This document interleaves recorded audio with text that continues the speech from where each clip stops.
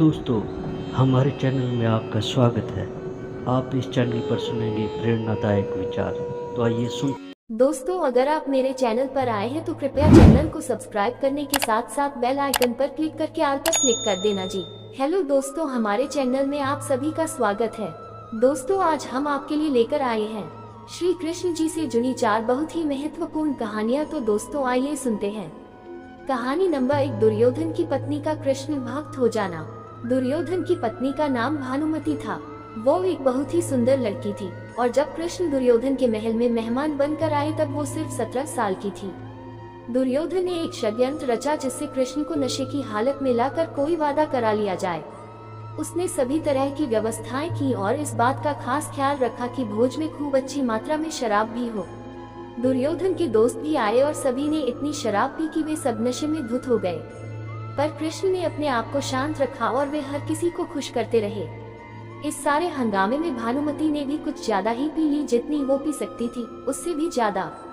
वो एक युवा लड़की थी और उसे इन चीजों की आदत नहीं थी, तो वो नशे में बहकने लगी।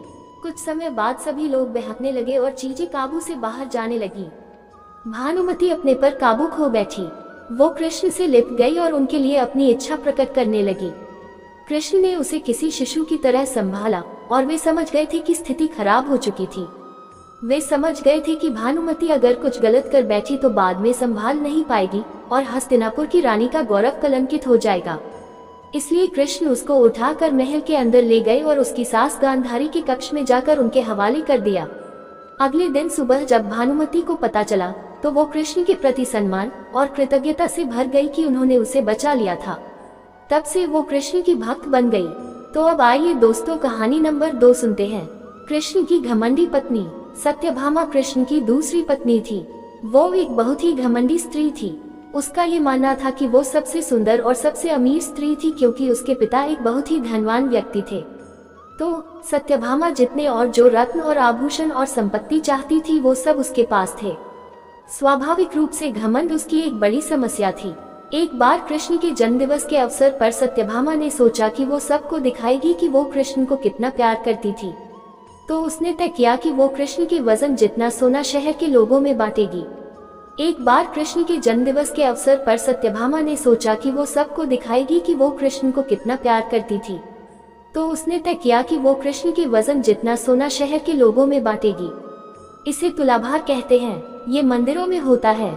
लोग एक बड़ी तराजू में अपने वजन के बराबर का मक्खन, घी या चावल या कुछ और रखकर वो चीज लोगों में बांटते हैं।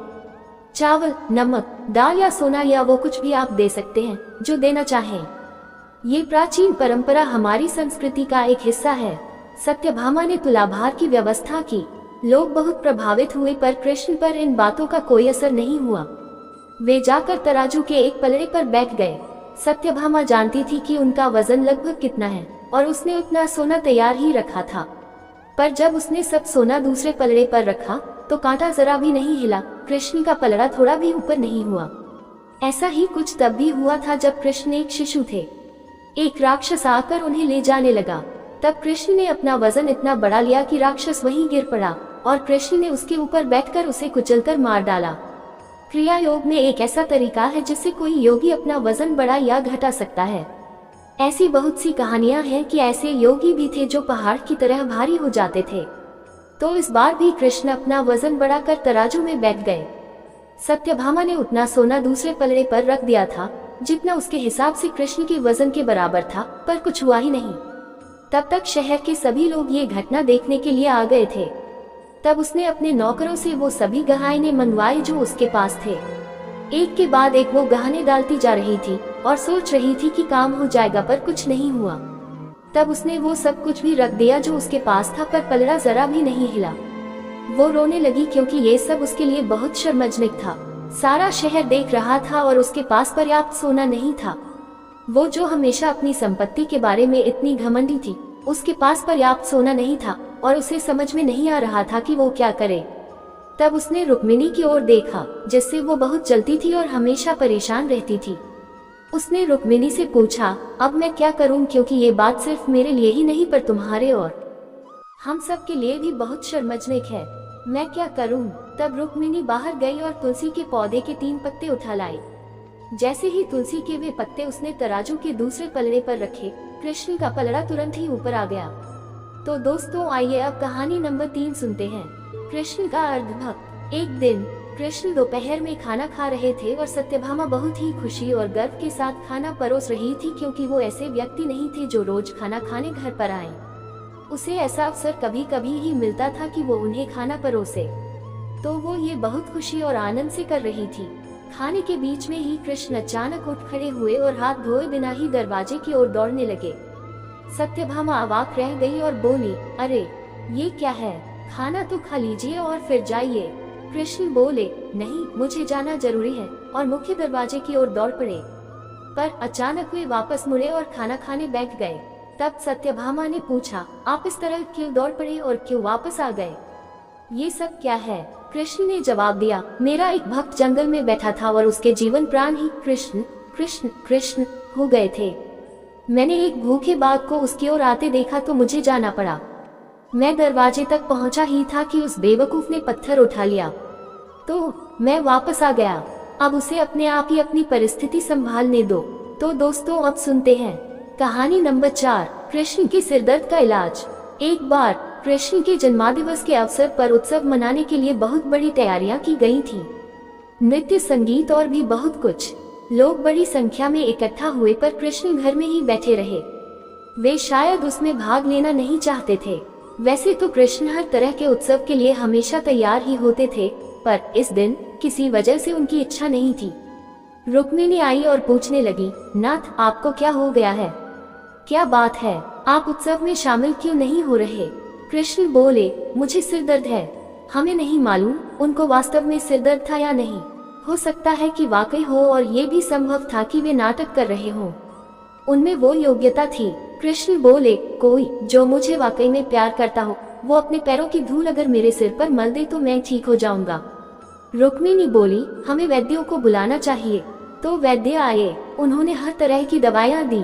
कृष्ण बोले, नहीं, ये सब चीजें मुझ पर असर नहीं करेंगी। लोगों ने पूछा, तो हमें क्या करना चाहिए? तब तक बहुत सारे लोग इकट्ठा हो गए थे। सत्यभामा आई, नारद आए, हर कोई परेशान था। क्या हो गया, क्या हुआ है? कृष्ण को सिर दर्द है, हम उन्हें ठीक करने के लिए क्या करें? कृष्ण बोले, कोई जो मुझे वाकई में प्यार करता हो, वो अपने पैरों की धूल अगर मेरे सिर पर मल दे तो मैं ठीक हो जाऊंगा। सत्यभामा बोली, ये क्या बात हुई? मैं आपसे बहुत प्यार करती हूँ, पर ये नहीं हो सकता कि मैं अपने पैरों की धूल लेकर आपके सिर पर लगाऊं। हम ऐसा काम नहीं कर सकते। रुक्मिणी रो रही थी, हम ये कैसे कर सकते हैं? ये तो आपका अनादर होगा, अपमान होगा। हम ये नहीं कर सकते। नारद भी पीछे हट गए। मैं ऐसा कुछ भी करना नहीं चाहता। आप स्वयं भगवान हैं। मुझे नहीं मालूम कि इसमें क्या रहस्य है। पता नहीं इसमें कौन सा जाल होगा। मैं अपने पैरों की धूल आपके सिर पर रखूंगा तो हमेशा नरक की आग में जलूंगा। मैं ऐसा कोई काम करना नहीं चाहता। चारों ओर बात फैल गई। हर कोई सत्य में था, हम ये काम नहीं कर सकते। हम सब उन्हें बहुत प्यार करते हैं, पर ऐसा करके हम नरक में जाना नहीं चाहते। उत्सव मनाने के लिए लोग कृष्ण का इंतजार कर रहे थे, पर कृष्ण अपना सिर दर्द लेकर बैठे थे। फिर ये बात वृंदावन तक पहुंची। गोपियों को मालूम पड़ा कि कृष्ण को सिर दर्द है। तब राधा ने अपनी साड़ी का पल्लू फाड़कर जमीन पर बिछा दिया और सब गोपियां उस पर नाचने लगी। उन्होंने फिर वो पल्लू नारद को देकर कहा, इसे ले जाइए और कृष्ण के सिर पर बांध दीजिए। नारद वो धूल भरा पल्लू ले आए और उसे कृष्ण के सिर पर बांध दिया। कृष्ण का सिर दर्द तुरंत ठीक हो गया। कृष्ण ने हमेशा स्पष्ट रूप से बताया कि उनके लिए कौन सी चीज सबसे ज्यादा महत्वपूर्ण थी। हालांकि वे राजाओं के साथ घूमते थे और उन्हें बहुत से राज्य भेंट किए गए, पर उन्होंने वे नहीं लिए। उनके लिए यही सच्चा, निस्वार्थ, सरल प्रेम की महत्वपूर्ण था। क्या आपको कृष्ण की कहानियाँ पसंद हैं? अगर पसंद है तो कृपया हमारे चैनल को सब्सक्राइब करें। आपको आगे अच्छी अच्छी कहानियाँ सुनने को मिलेंगी। इन्हीं शब्दों के साथ जय श्री कृष्ण दोस्तों।